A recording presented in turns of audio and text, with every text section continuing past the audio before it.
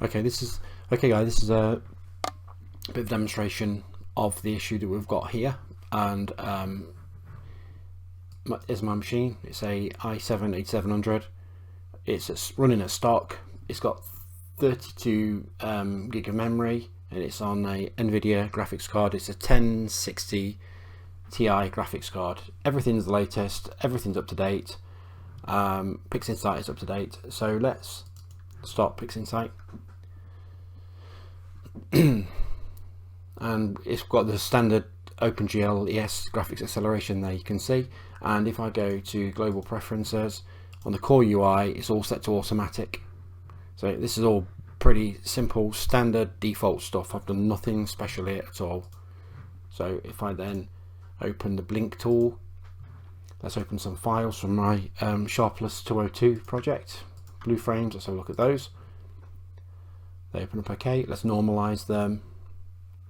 Okay, and we'll click through them, play them, cool, close them. Let's open some more. It's from my green frames.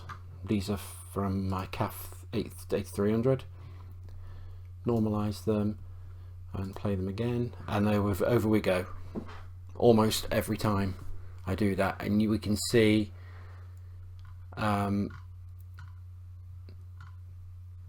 what the thing is in the traceback, and this is almost completely replicatable. So I close them down and it's crashed. So I hope that's a demonstration of the frustrations that I'm contending with here. When that crash happened, CPU wasn't doing anything excessive at all. We're still at only 9.2 gig of memory. So I've got no idea, and it's extremely frustrating. So if there was a way to run a special image with a special breakpoint on there, with breakpoints in there and trace it, that I could run for you then I'm quite happy to do that. I know some other people have got this problem as well.